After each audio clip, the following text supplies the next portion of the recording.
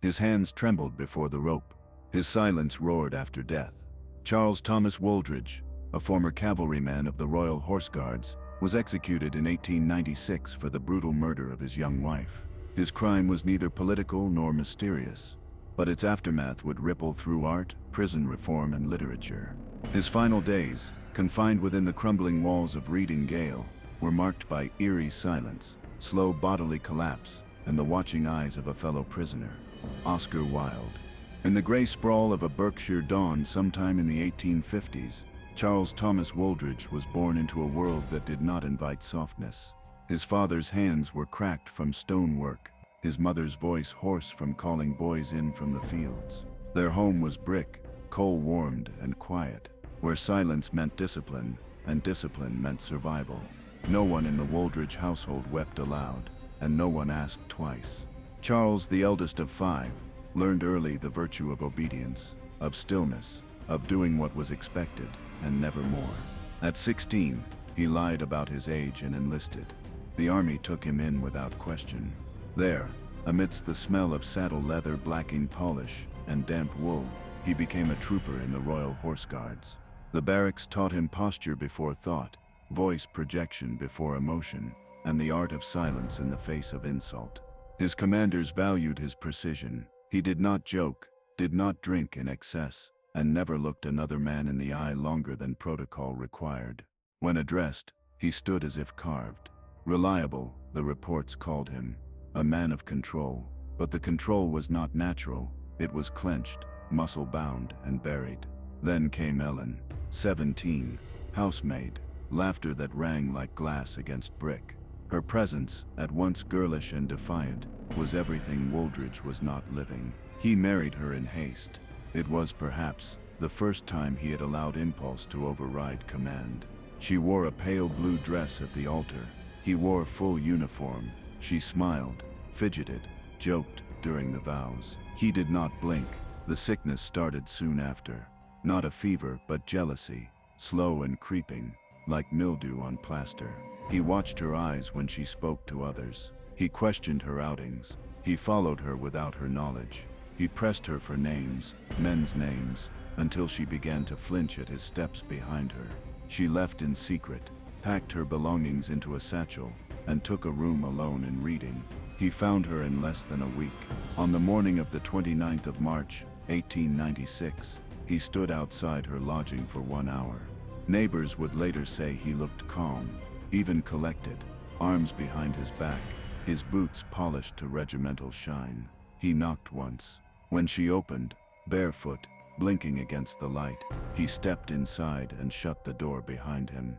The razor had been wrapped in cloth, tucked into the breast pocket of his coat. He didn't shout, he didn't shake. He took her by the shoulder, turned her toward the mirror. Perhaps she thought he meant to speak. She began to say his name, Charles, when the blade slid under her jaw and moved fast, like a saber pulled clean through canvas. Blood, thick and dark, spilled down her front like red varnish on blue silk. Her throat opened, not as a line, but a gaping second mouth. Her legs buckled, her head lolled to the side, the spine nearly unhooked. She died with her hands up, as if still trying to catch his wrist.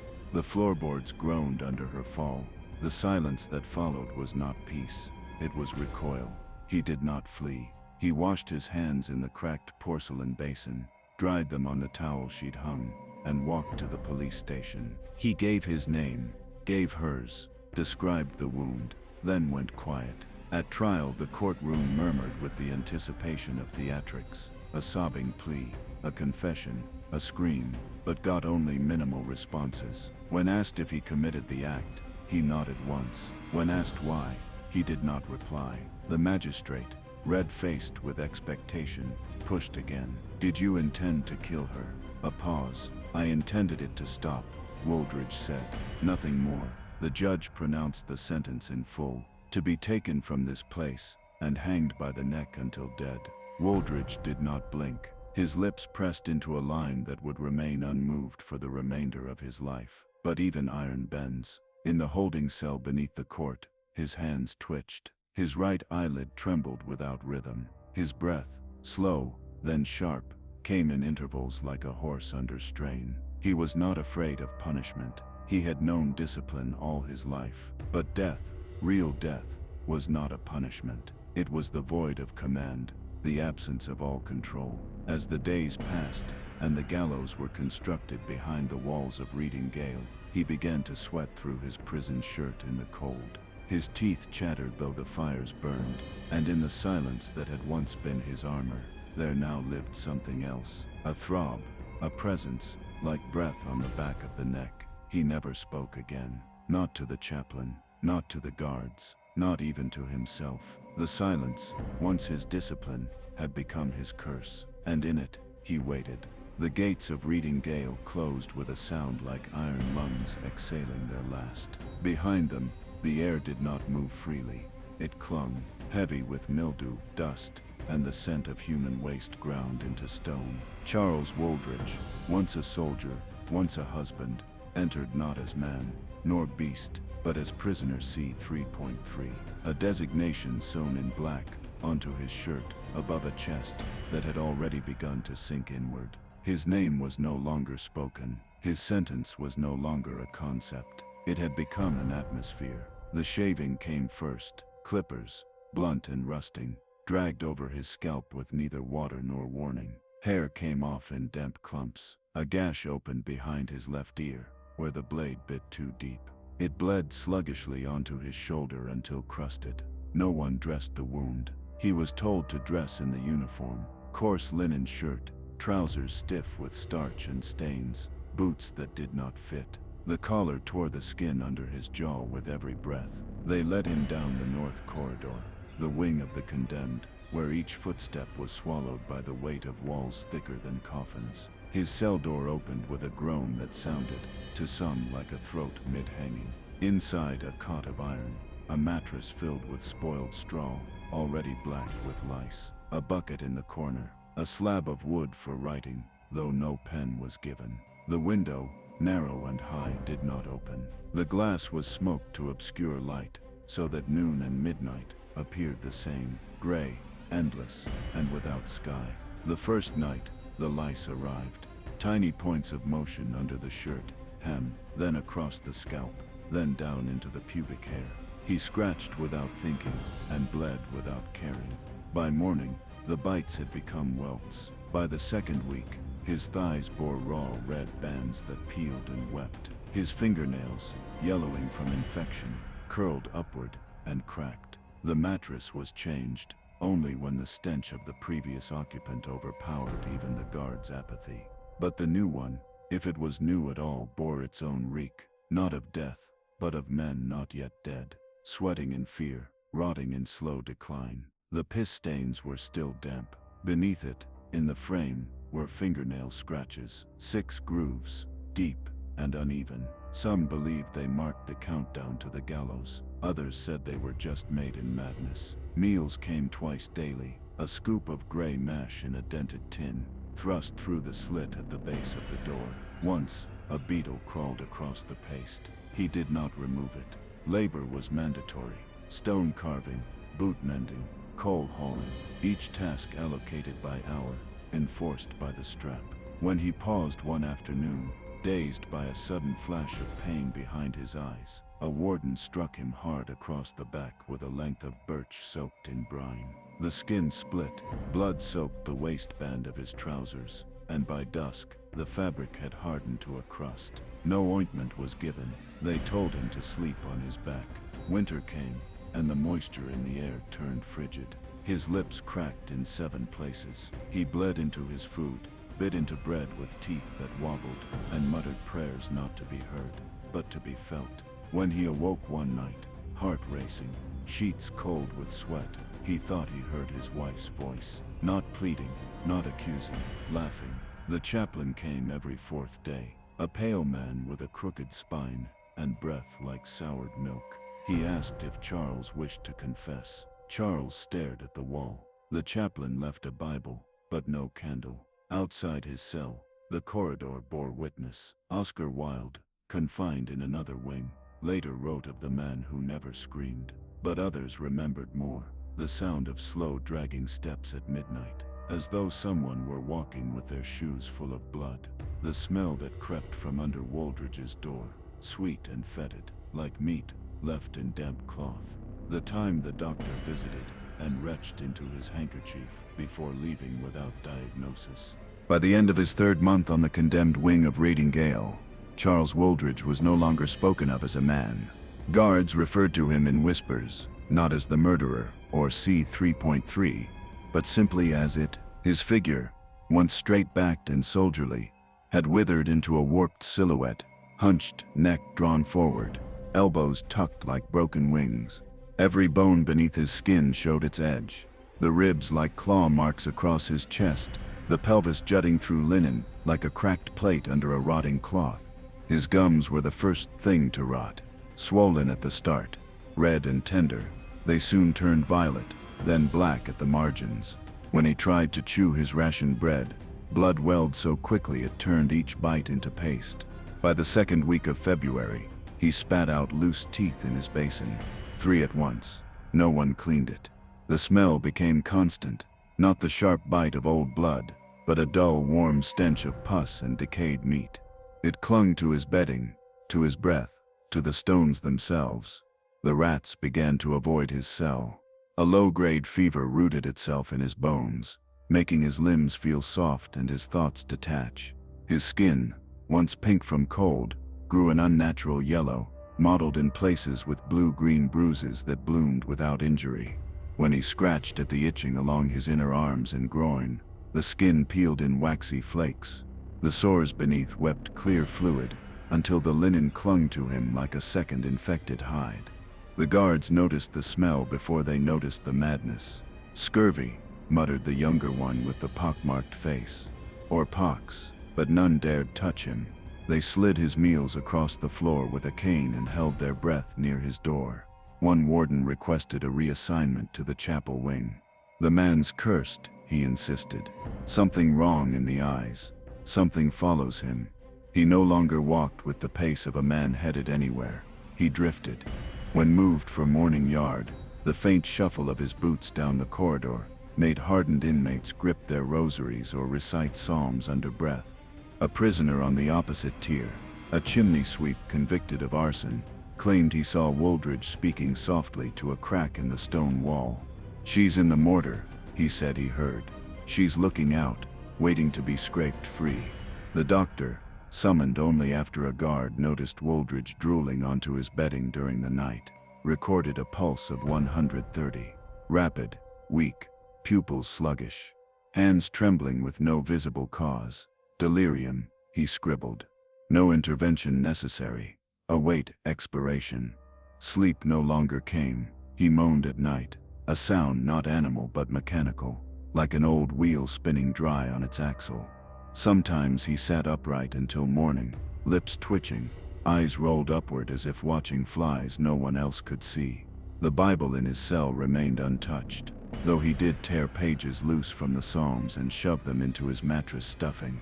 One was found under his tongue after he collapsed during labor duty. Psalm 51, "Purge me with hyssop, and I shall be clean." By late February, the hallucinations grew teeth. He told a passing chaplain that he saw smoke rising from the water pail, that his own shadow reached upward on its own. "I was judged in my sleep," he murmured. "They crowned me with her hair. It burned into my scalp." The chaplain made no reply. He recorded the statement in a black ledger and sent for no help. On the morning of the 3rd of March, Wooldridge collapsed in the corridor. His knees gave way.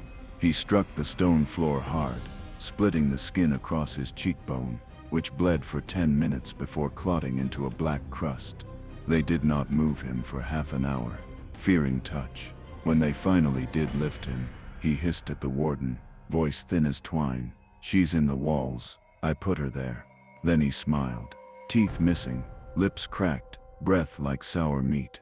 From that day forward, no one used the corridor between 8 and 9. The hour he was walked to the yard for fresh air. "The ghost is out," they'd say.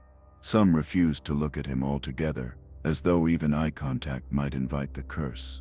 The rope was now 3 weeks away, the gallows already half built, but the man who would meet them was by all visible signs already dead, his body a husk, his mind a fevered ruin, his name no longer spoken even by the priests. He walked, yes, but with the weightless gait of one already buried, drifting in shoes soaked in blood and memory.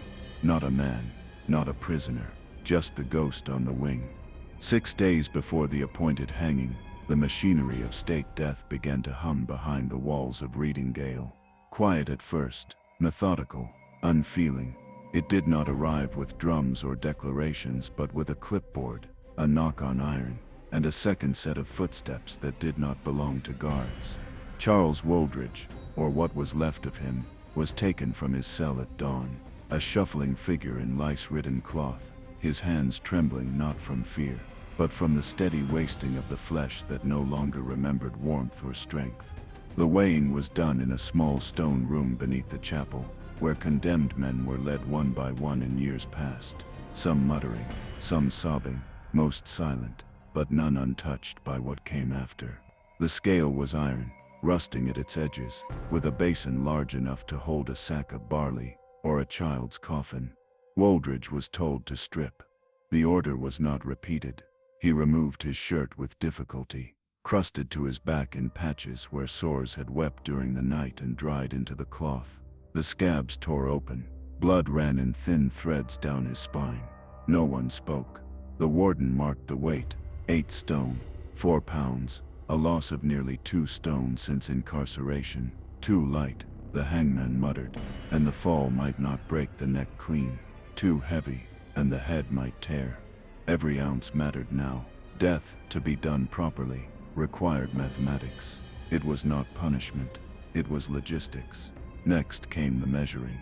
A prison tailor, young and unusually clean, stepped forward with a frayed measuring tape, and eyes that never quite settled.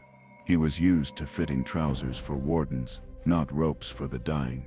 He measured the girth of Wooldridge's neck, 13 inches, then the distance from jaw to shoulder, muttering calculations about vertebrae and windpipes.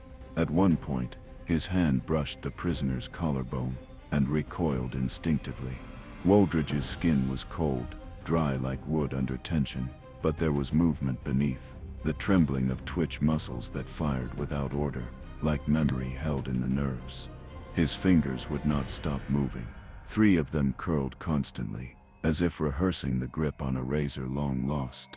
They assigned him a drop length, 7 feet, 6 inches, enough, they said, to ensure the cervical break occurred just below the skull. Swift, clean, humane. The word tasted bitter in the air. Behind closed doors the rope was braided. Hemp, coarse and pale, was soaked overnight, stretched across hooks, and rubbed with soft wax to tighten the braid and prevent fraying. The hangman, a former sailor with thick wrists and indifferent eyes, treated it as he might have a mooring line, not sacred, not profane, simply functional. A second rope, identical in length, was threaded through the same beam and tied to a sand-filled sack. On the 5th day, just before dawn, the sack was dropped. The sound, a wet, sudden crack followed by a low, vibrating thud, echoed through the stone like a seismic cough. In the eastern wing, a young burglar vomited onto his bedding. Another man, already sentenced to 7 years for manslaughter, knelt and began to pray aloud, not for Wooldridge, but for the silence itself to pass. Oscar Wilde, pacing the narrow circumference of his own shadow in cell C, 3.4, wrote nothing that day. He pressed his hand to the wall and whispered the lines that would later take form. Each narrow cell in which we dwell is a foul and dark latrine, but he left the sentence unfinished. That morning, the silence became unbearable. From the slit in his new holding cell, one nearer to the gallows, where the condemned were transferred days before death, Wooldridge watched the workers scrub the floor of the platform with lime. One man scraped old blood from the trapdoor's hinges. Another tested the lever with the precision of an organist, readying a final note. The wood was sanded smooth, the rope tested again for recoil. The noose itself, already tied with the hangman's practiced hand, was measured against Wooldridge's neck length and marked with red thread. the point where the knot must lie to ensure spinal separation. He did not blink. His face was now a mask of pale gray, the color of damp ash left after a fire long gone cold. Beneath the skin, a faint vein pulsed at his temple, the only sign that life still moved. His breath was shallow, barely enough to fog the glass. His mouth remained half open, teeth flecked with blood from the swollen gums, his tongue dry, motionless. The chaplain came that evening, offering prayer, offering pardon, offering noise. Wooldridge did not answer. His fingers twitched. The same 3. In the hallway outside, the floor had been dusted with chalk to detect last-minute resistance, to spot a scuffle, a hesitation, the dragging of feet. But the guards who stood post knew there would be none. The man inside that cell had no energy left to fight. No words, no blasphemy, no plea, just the weight, just the rope. The door closed with a lock that echoed down to the foot of the east wing. No one moved for several minutes. The day the ropes were measured was not the day of execution, but it was the day of certainty. The moment when even the condemned understood there was no reprieve, no miracle, no trick of time. Wooldridge had seen the platform, had seen the hook, had heard the thud of the test drop and felt it not as sound, but as finality entering the bones. From that moment forward, he was no longer awaiting death. He was rehearsing it. The dawn of the 13th of July, 1896, broke behind a veil of colorless mist, neither fog nor cloud, but a hanging damp that blurred the prison windows and clung to the skin like a fevered breath. At precisely 5 o'clock, the execution bell tolled once, low and deliberate, its sound crawling through the stone corridors of Reading Gaol with the sluggish inevitability of a sentence already served. That sound did not summon preparation. It confirmed finality. Within moments, boots echoed across the flagged hallway, measured, synchronized, like pallbearers rehearsing a march not toward morning, but machinery. Charles Wooldridge was already upright when they came, though not by strength of will. 2 guards held him by the arms, fingers hooked under the yellowed linen of his sleeves, bearing the weight of a man whose legs had forgotten movement. His knees bent backward slightly, not from resistance, but from failure. His head lolled, not in sleep or stupor, but in the slackness of a neck that had lost its purpose. His lips, cracked in 6 directions, the corners black with old blood, parted only to release the hiss of breath that had grown shallower with each passing hour. The stubble on his jaw, once dark, was now shot with white, not from time, but from strain, the bleaching of a body under siege. The chaplain walked ahead, book open, voice trembling, not with reverence, but with the weight of rote incantation forced through brittle teeth.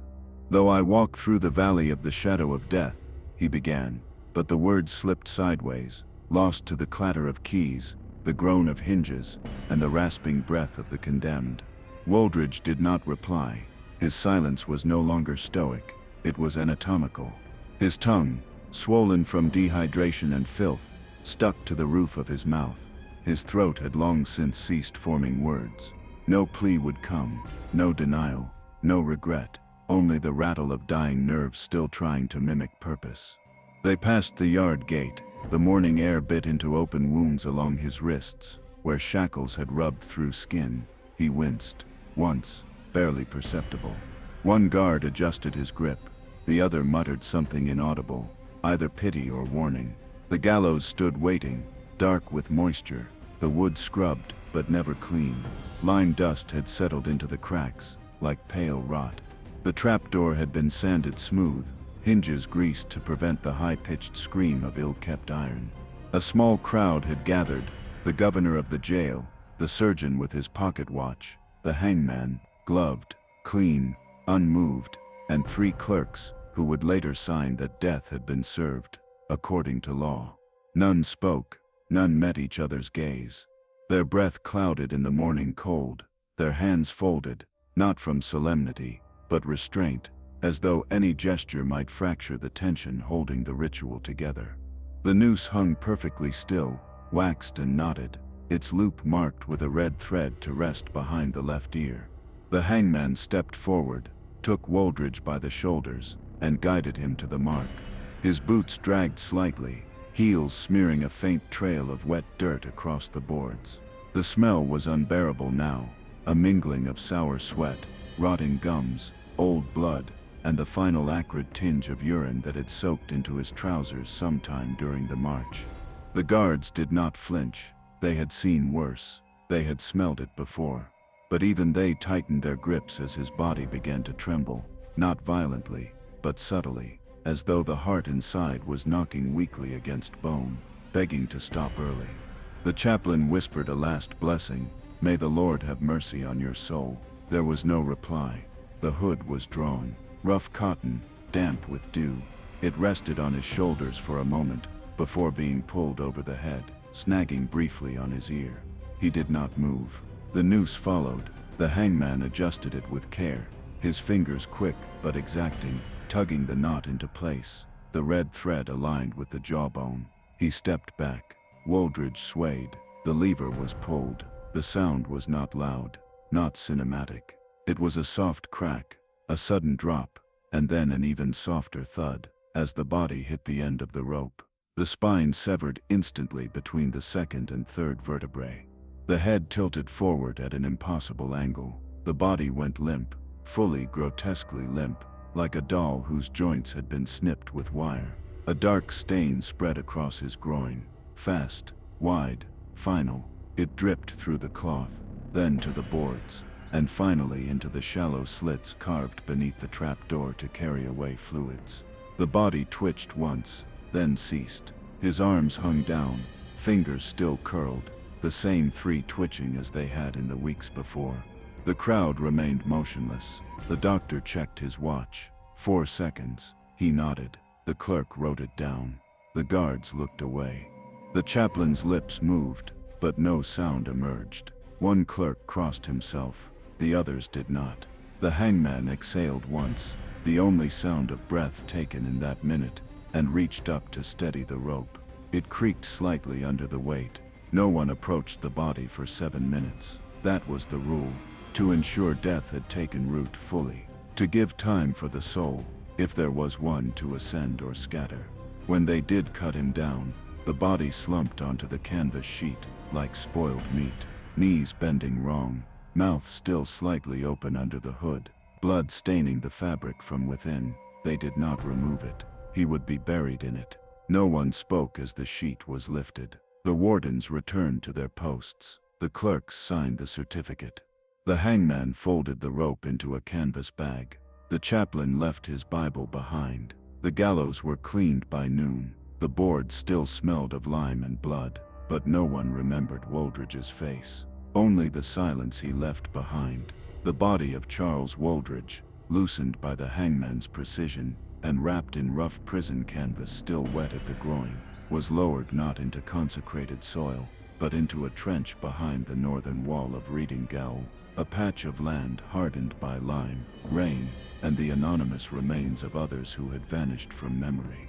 No mourners, no priestly chant, no coffin, only a sack weighted with a stone, and a stake driven into the dirt, marked not with a name, but with a single inscription, C.3.3. Rain fell that afternoon, soft at first, then heavy, soaking into the trench, until the shape beneath the soil became a shadow, then nothing.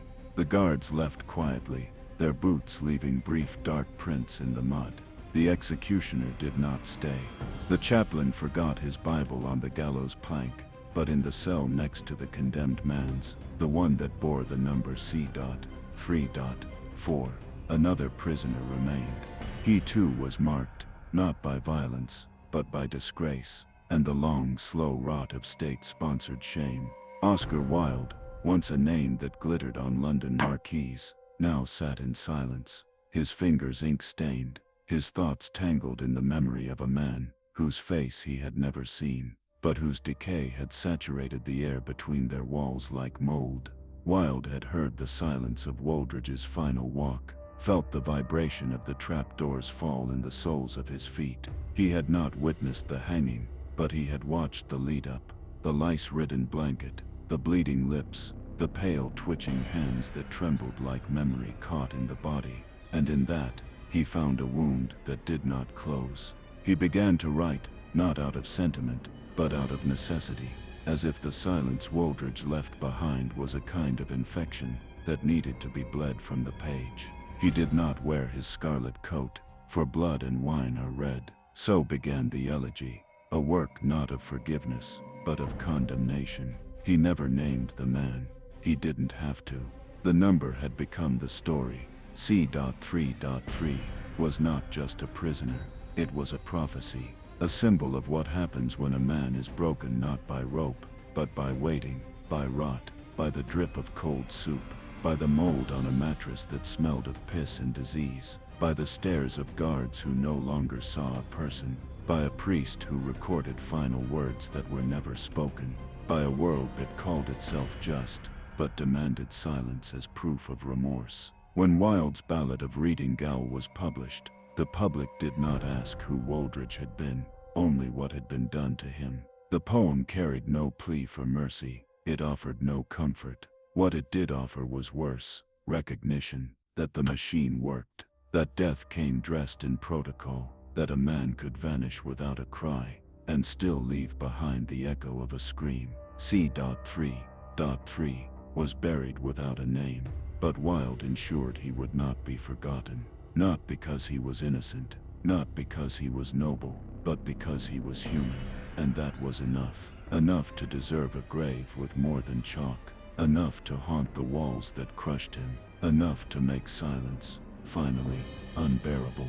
Wooldridge's execution sparked public debate, not because of his crime, but because of Wilde's verses. The horror of Reading Gaol's conditions, lice, starvation, psychological torture, became undeniable.